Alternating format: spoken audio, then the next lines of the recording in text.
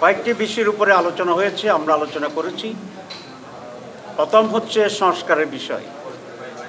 আমরা বলেছি জুলাইয়ের ভিতরে এই সংস্কার সম্পন্ন করতে হবে। অনেক বিষয়ে ঐক্যমত্য হয়েছে, কিছু বিষয়ে সামান্য দ্বিমত আছে বিভিন্ন দলের মাঝে। আগামীকাল থেকে সকল দলকে একসাথ করে একটা সমন্বয় মিটিং হবে, সেখানে এই ব্যাপারে ঐক্যমত্য পৌঁছার চেষ্টা করা হবে। আর যে সমস্ত বিষয়ে মৌলিক কিন্তু ঐক্যমত্য হচ্ছে না, সেগুলোর ব্যাপারেও আমরা বারবার আলোচনা এসে কাছাকাছি জায়গায় আমরা পৌঁছতে পারবো ইনশাল্লাহ। একেবারে ঐক্যমত্য হচ্ছে না এসব বিষয়ে কী করা যাবে সে বিষয়ে আমরা একটা আলোচনা করব। এবং জুলাইয়ের ভিতরে রিফর্মস শেষ হবে, তারপরে একটা জুলাই সনদ হবে, যেখানে আমরা সমস্ত পলিটিক্যাল পার্টি নীতিগতভাবে একমত হয়েছি যে সেই চার্টারে আমরা সাইন করব। এরপরে আলোচনা হয়েছে নির্বাচনের তারিখের ব্যাপারে। আমরা দুটো কথা বলেছি। প্রথম হচ্ছে আমরা সকল দল,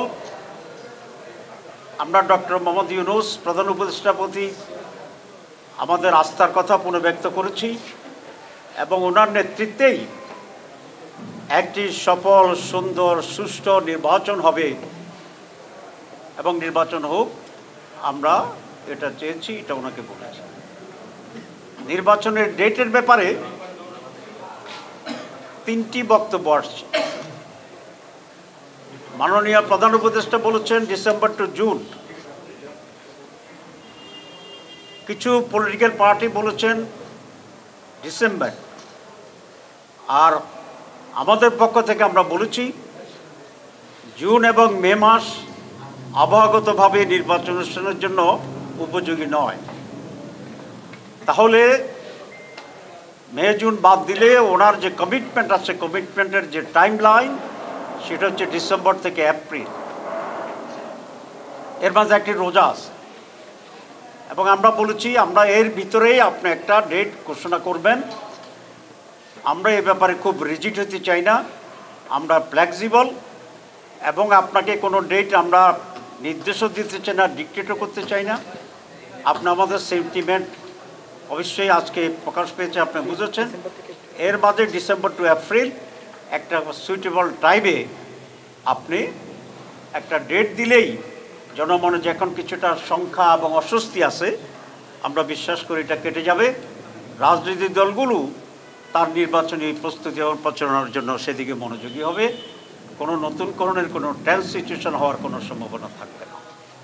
সুতরাং আমরা এটাও বলেছি কোনো একটি দল বা কেউ কোনো একটা নির্ধারিত তারিখের ব্যাপারে খুব রিজিড, শক্ত হয়ে দাঁড়িয়ে থাকার এটা ওয়াইজ না। আমরা ফ্লেক্সিবিলিটি চাই, মানে এই সময়ের ভিতরে আমরা নির্বাচন চাই। এরপরে যে কথাটি আমরা বলেছি সেটা হচ্ছে নির্বাচনের ব্যাপার। কারণ সব কিছুর মূলত হচ্ছে একটা সুষ্ঠু, অবাধ এবং স্বচ্ছ নির্বাচন। আমরা দুটো তিনটি পয়েন্ট সেখানে আনছি।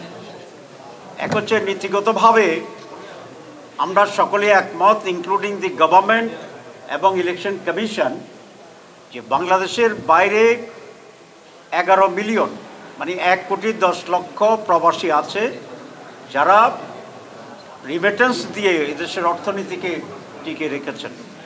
সুতরাং তাদেরকে ভোটে অংশগ্রহণ করার সুযোগ দিতে হবে এবং নীতিবাহী ইলেকশন কমিশন এটা রাজি হয়েছে। এটা জামাত ইসলামের অন্যতম একটা প্রধান দাবি। কিন্তু সারা পৃথিবী ছড়িয়ে থাকা মানুষগুলো কিভাবে ভোট দেবে, কোন কোন দেশে কতগুলো বুথ হবে, তারপরে সেখানকার গভর্নমেন্টের সাথে আন্ডারস্ট্যান্ডিং হবে, কারণ রেসপেক্টিভ গভর্নমেন্টেরও তো কপারেশন লাগবে। এই ব্যাপারে যে একটা কর্মযজ্ঞ শুরু হয়ে যাওয়া উচিত ইলেকশন কমিশনের তৎপরতায়, আমরা সেটা তেমন লক্ষ্য করছি না। আমরা বলছি তারা একটু স্লো, এই বিষয়ে সরকারের জন্য যথাযথ মনোযোগ দেয়।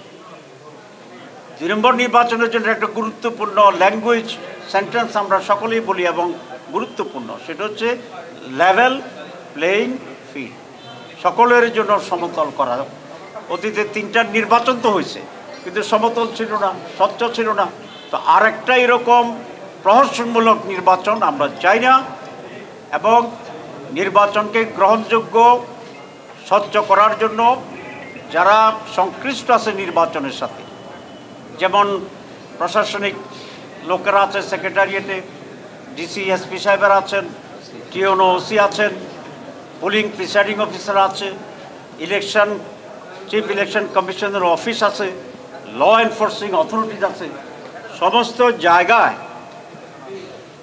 যেন একটি স্বচ্ছতা নিয়ে আসে, আগে থেকে কাজ করে দ্রুতভাবে একটা লেভেল প্লেইং ফিল্ড যেন তৈরি হয় এবং সেরকম একটা উৎসব মুখর পার্টিসিপেটরি একটি নির্বাচন আমরা চাই। তার জন্য সরকারকে এই দুটি জায়গায় গুরুত্ব দিতে হবে। একটা হচ্ছে বিদেশি প্রবাসীদের ভোটের ব্যাপারে অ্যারেঞ্জমেন্ট, আর একটা হচ্ছে লেভেল প্লেইং ফিল্ড, সকলের জন্য সম অধিকারের যে জায়গাটি, এবং এটা নির্বাচনের অনেক আগেই করতে হবে যাতে নির্বাচনের ব্যাপারে কনফিডেন্স ফিরে আসে এবং তার ভিতরে আইনশৃঙ্খলা পরিস্থিতি আছে, সেটা আমি বলেছি যে স্টেক হোল্ডার যারা আছেন এই সব বিষয়ে যেন একটা উন্নত এবং বিশ্বস্ত আস্থার যে বিষয়টি আছে সেই বিষয়টি যেন পূর্বাহ্নে প্রতিষ্ঠিত করতে পারে।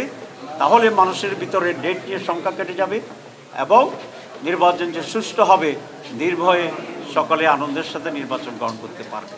প্রধান উপদেষ্টা তার সার্বিক প্রস্তুতি যে প্রিকন্ডিশন আমরা দিয়েছি, সংস্কার, লেভেল প্লেইং ফিল্ড, প্রবাসীদের ভোটের যে অ্যারেঞ্জমেন্ট, এই সব কিছুকে সুচারুভাবে সম্পন্ন করে ওনারা ডিসেম্বর থেকে এপ্রিলের ভিতরে যে কোনো সময় উনি নির্বাচন দেন, আমরা সেটার ব্যাপারে একমত আছি। আমরা অন্য দলের প্রতি অনুরোধ করেছি কেউ যেন কোনো একটা পার্টিকুলার দিন ক্ষণ নিয়ে খুব শক্ত না থাকে, রিজিড না থাকে, শব্দটি